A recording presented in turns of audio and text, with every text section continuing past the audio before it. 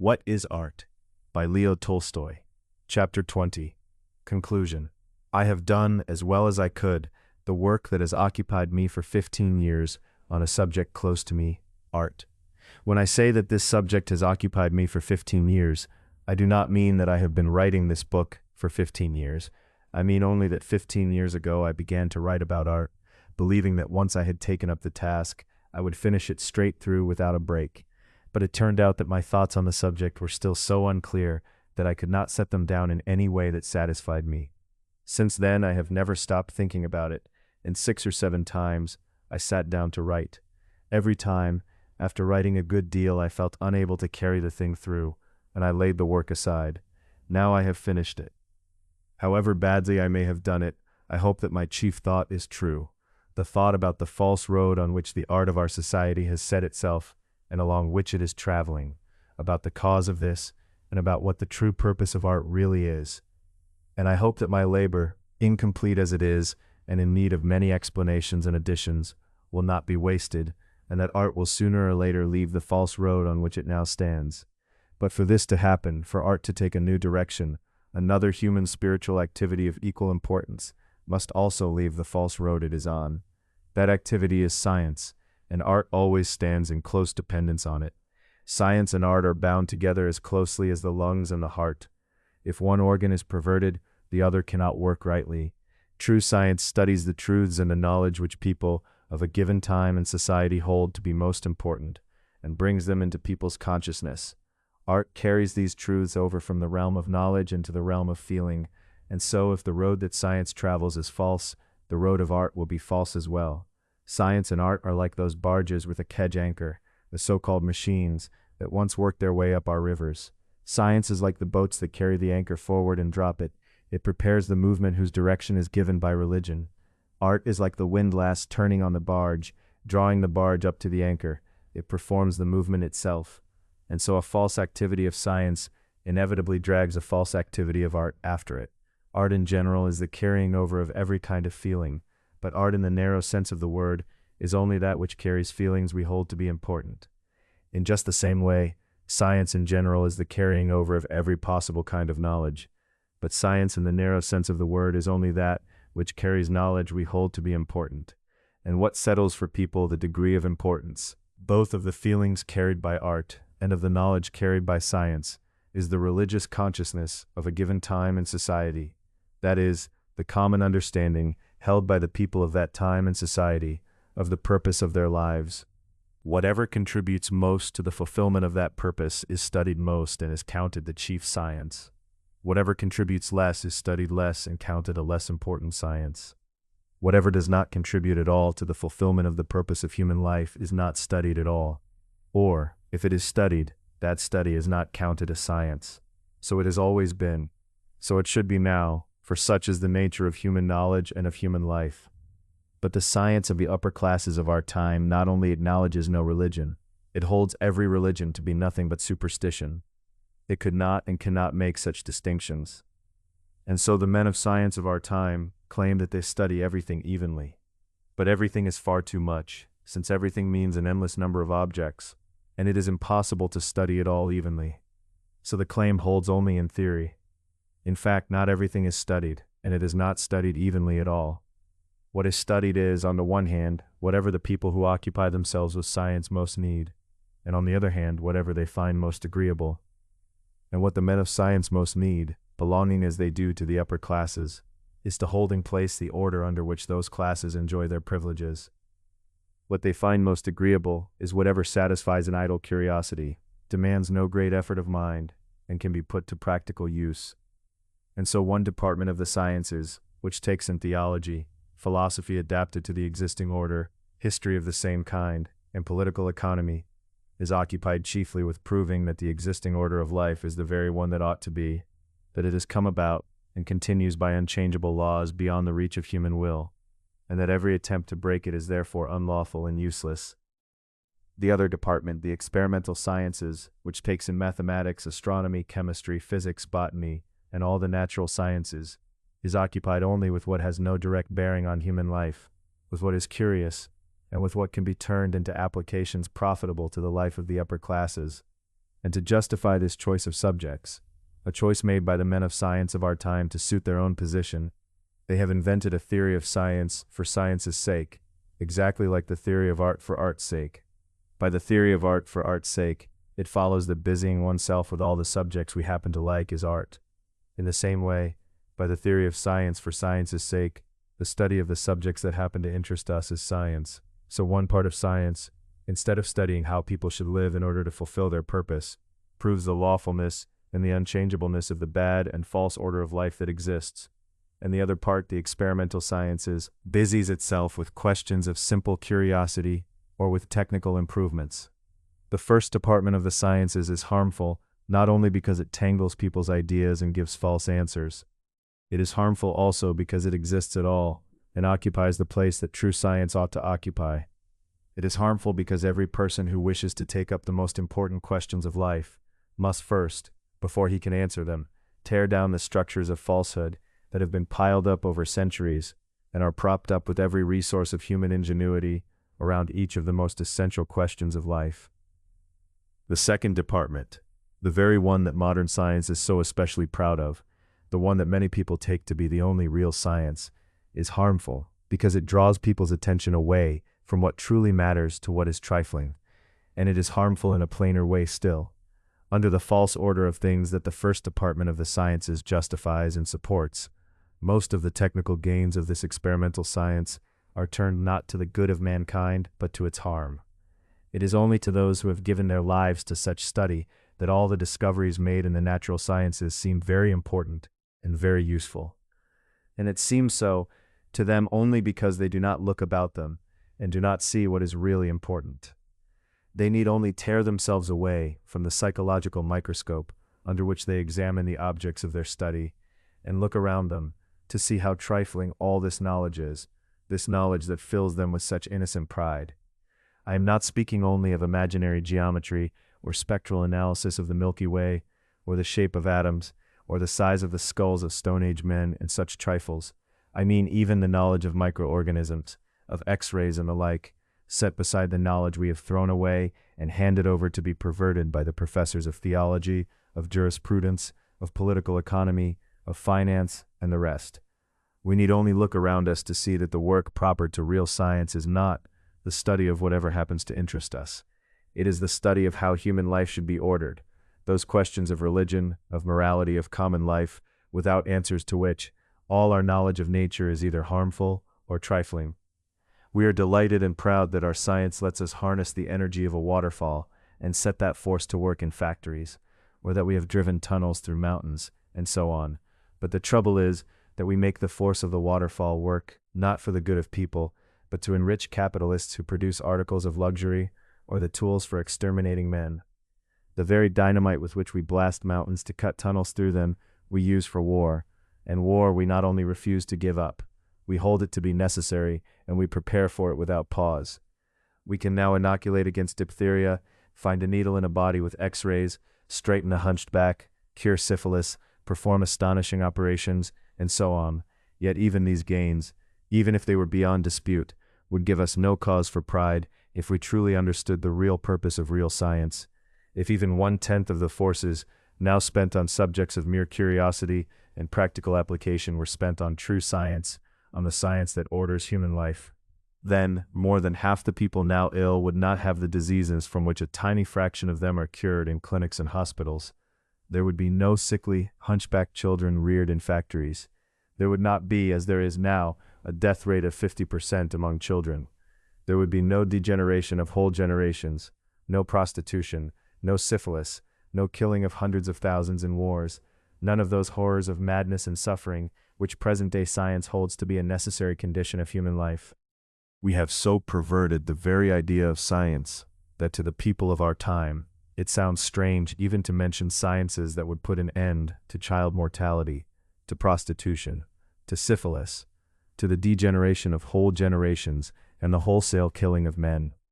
It seems to us that science is only science when a man in a laboratory pours liquids from one flask into another, breaks up the spectrum, cuts up frogs and guinea pigs, or spins out, in a special scientific jargon, a lacework of vague, conventional phrases, theological, philosophical, historical, juridical, politico-economic, which he himself only half understands, and whose purpose is to show that what is what ought to be.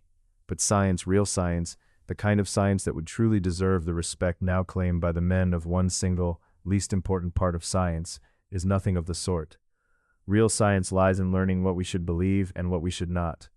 It lies in learning how the common life of people should be ordered and how it should not. How to order the relations between the sexes, how to bring up children, how to use the land, how to work it oneself without oppressing others, how to treat foreigners, how to treat animals, and much else that matters for human life. Such has true science always been, and such it ought to be, and such a science is being born in our time. But on one side, this true science is denied and refuted by all those learned men who defend the existing order of life. On the other, it is held to be an empty, useless, unscientific science by those who busy themselves with the experimental sciences. Books and sermons appear, for instance, showing that religious fanaticism is outworn and absurd, and that a reasonable religious view of the world, one suited to our time, must be established. And a host of theologians set to work refuting these books, and sharpen their wits again and again to prop up and justify superstitions long since dead. Or a sermon appears, showing that one of the chief causes of the people's misery is the landlessness of the proletariat, as it exists in the West.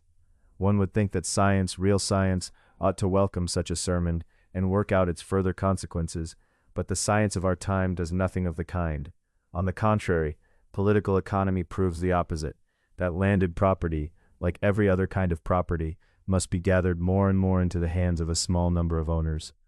This is what the modern Marxists maintain. In the same way, one would think it the business of real science to prove the unreason and the unprofitableness of war and of the death penalty, or the inhumanity and ruinousness of prostitution, or the senselessness, the harm and the immorality of using narcotics and eating the flesh of animals, the poison and the backwardness of patriotic fanaticism. Such works exist, but they are all held to be unscientific. What is held to be scientific is either the kind of work that proves all these things must be, or the kind that busies itself with questions of idle curiosity, bearing no relation whatever to human life. The straying of the science of our time from its true purpose can be seen with startling clearness in the ideals that some men of science set up for themselves, ideals that the majority of the learned do not deny, but accept. These ideals are put forward not only in the silly fashionable little books that describe the world 1,000 or 3,000 years from now, but by sociologists who take themselves for serious scientists. The ideals are these: that food, instead of being drawn from the earth by farming and the raising of animals, will be prepared in laboratories by chemical means, and that human labor will be almost entirely replaced by the harnessed forces of nature. Man will no longer eat, as he does now, the egg laid by a hen he has raised, or the bread grown in his own field, or the apple from a tree he has tended for years and watched blossom and ripen before his eyes. He will eat tasty, nourishing food prepared in laboratories by the joint labor of many people, in which he too will take some small part. And man will hardly need to work at all, so that all people will be able to give themselves up to the very idleness that the ruling upper classes give themselves up to now. Nothing shows more plainly than these ideals how far the science of our time has strayed from the true road. The people of our time, the vast majority of them, have neither good food nor enough of it. The same holds for their housing, their clothing, and every first necessity. Beyond that, this same vast majority is forced to work without pause, beyond its strength, to the ruin of its own well-being.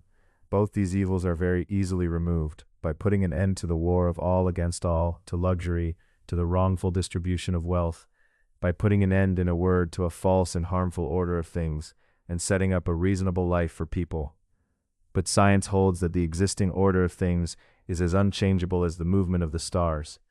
And so science takes its task to be, not the exposing of the falseness of this order and the setting up of a new and reasonable order of life, but rather this, within the existing order, to feed everybody, and to make it possible for all to be as idle as the ruling classes are now, living as they do, a life of corruption.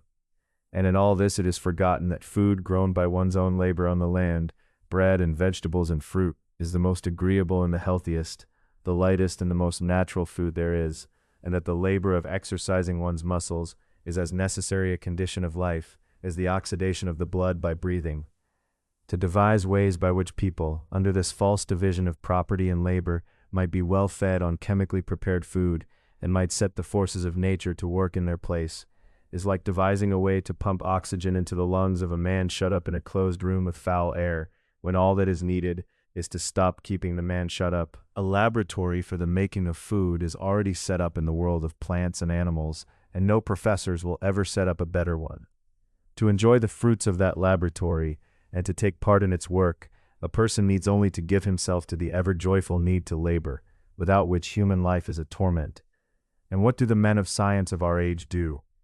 Instead of putting all their strength into clearing away whatever hinders man from enjoying the good things prepared for him, they declare that the condition in which man is robbed of these good things is unchangeable. Instead of ordering human life so that people might work with joy and be fed from the earth, they devise means of turning man into an artificial freak. It is as if instead of leading a man out of his confinement into the clean air, we set about devising ways to pump into him as much oxygen as he needs, and to fix things so that he can live not at home, but in a stifling cellar. Such false ideals could not exist if science were not standing on a false road. And yet the feelings that art carries are born out of what science supplies. What feelings, then, can such a science standing on a false road call up? One department of this science calls up feelings that are backward, feelings humanity has already lived through, feelings that in our time are bad and exclusive. The other department, busy with the study of subjects that by their very nature have no bearing on human life, cannot serve as a foundation for art at all. So art in our time, if it is to be art, must either cut its own road without the help of science, or else take its guidance from the science that goes unrecognized, the science denied by the orthodox part of science. And this is exactly what art does whenever it fulfills, even in part, its purpose.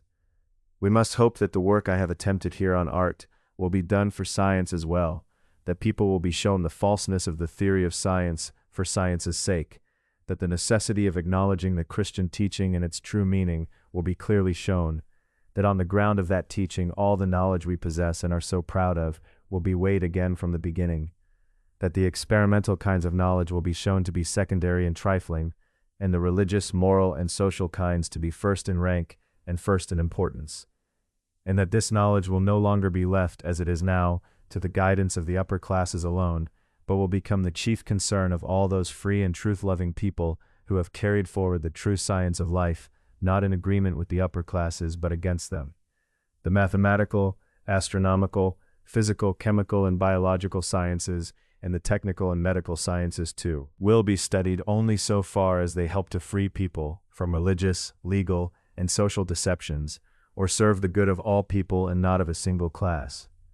Only then will science stop being what it is now, on one side a system of sophistries needed to hold up a dead order of life, and on the other, a shapeless heap of assorted knowledge, most of it good for little or nothing.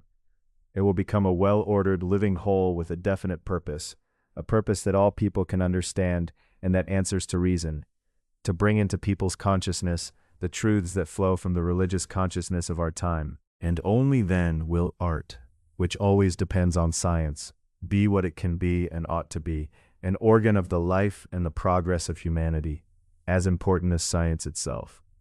Art is not enjoyment, or consolation, or amusement. Art is a great thing. Art is an organ of the life of humanity, carrying the rational consciousness of people over into feeling. In our time, the common religious consciousness of people is the consciousness of the brotherhood of man and of the good that lies in their union with one another. True science must show the various ways of applying that consciousness to life. Art must carry that consciousness over into feeling. The task of art is enormous. The peaceful life of people together is now held in place by outward measures, by courts, by police, by charitable institutions, by factory inspections and the like.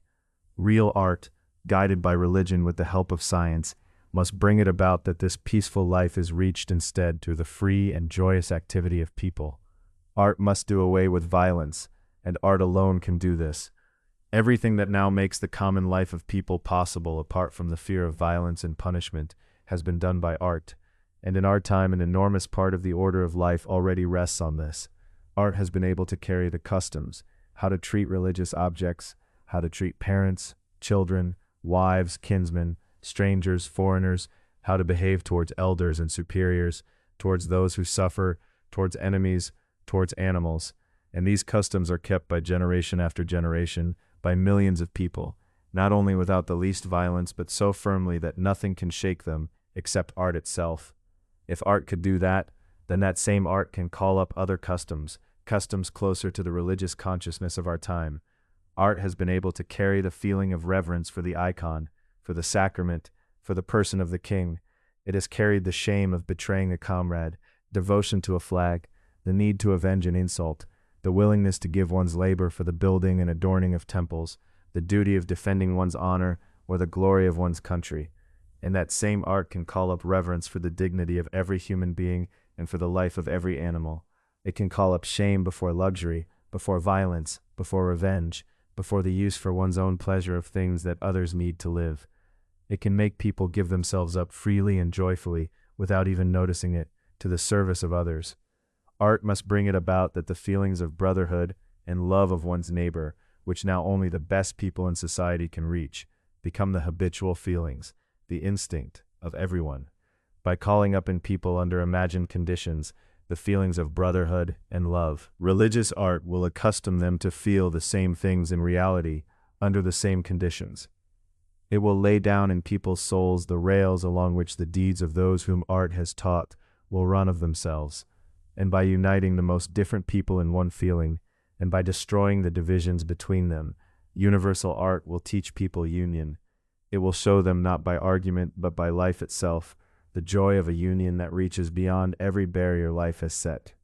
The purpose of art in our time is to carry over from the realm of reason into the realm of feeling this truth, that the good of people lies in their union with one another.